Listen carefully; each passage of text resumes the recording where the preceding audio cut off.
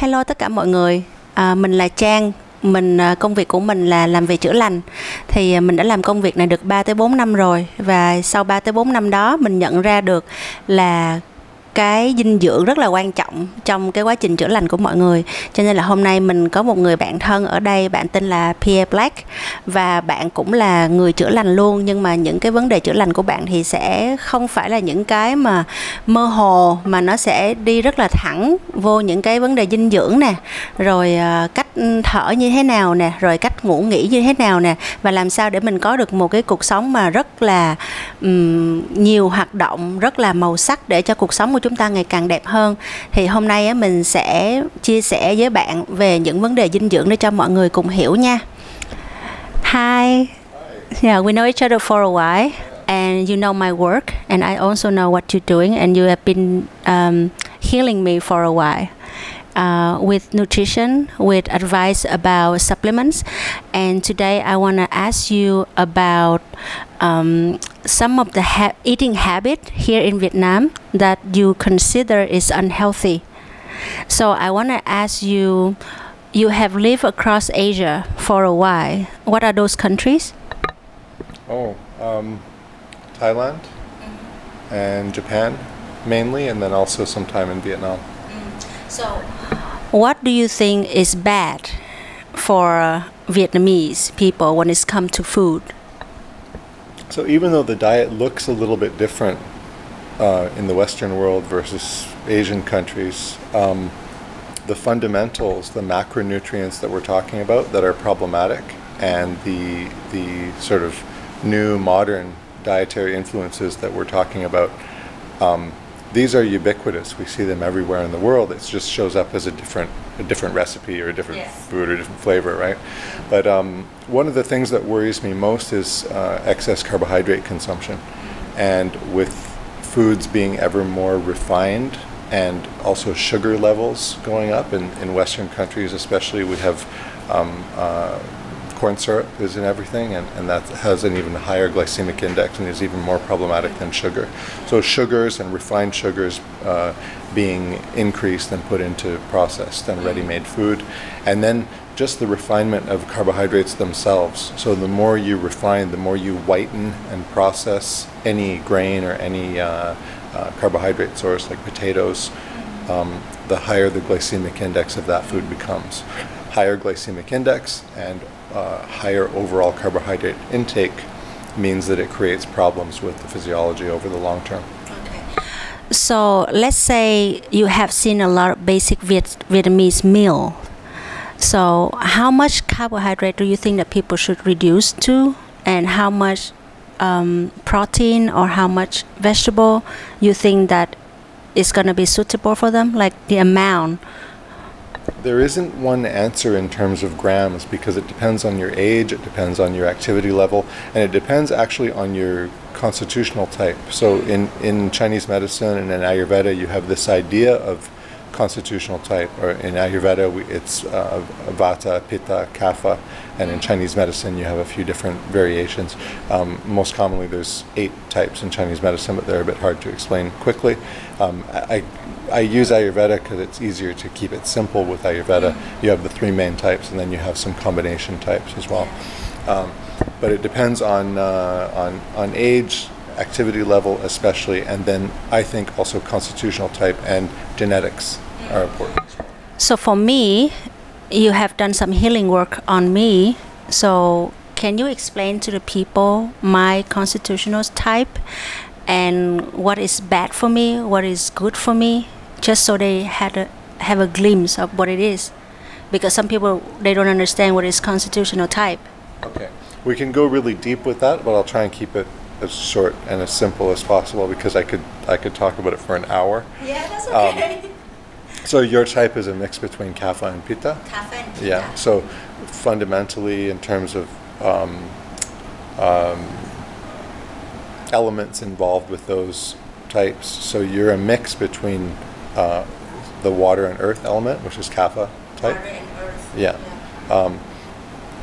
I'm pure Kapha type, but I don't have a lot of symptoms of Kapha because I manage it fairly well.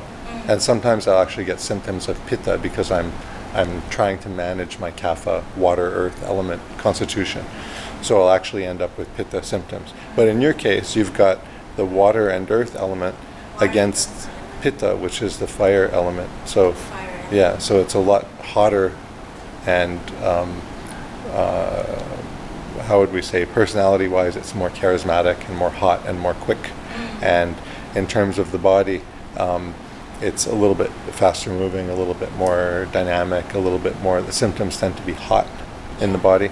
So there's what would I get as consequence if I don't manage it well? For me, would I have like a lot of sore throat or laryngitis or something that's showing my body? If you're getting hot symptoms, if you're getting pitta symptoms, like in your case, you did get some infections or some skin issues, or some. If you're red and hot and feeling grumpy or emotional or angry, that will be a pitta symptom. On the kapha side, you're more likely to get depression or fatigue or not wanting to deal with things and wanting to sort of hide away and give yourself a break. That's more of kapha emotional side or behavioral side. Kapha people tend to be a little bit chubbier and get a little bit chubby more easily. Yes, like in our term we say that I only breathe in the air and then I get fat. Yeah, That's yeah. in my culture. Yeah, so I'm the same thing. Like if I do anything wrong for my constitutional type, if I mess around with too many carbs or I don't exercise, or if I'm doing anything wrong, I immediately gain weight. So my whole life I struggle with my weight, but now I have a better sense. The more I learn, the wiser I get, the more I know how to manage my constitution. So I hopefully my weight is not much of a problem anymore. So kapha pitta mix will be kind of it's the two dosha types that seem to be in contradiction.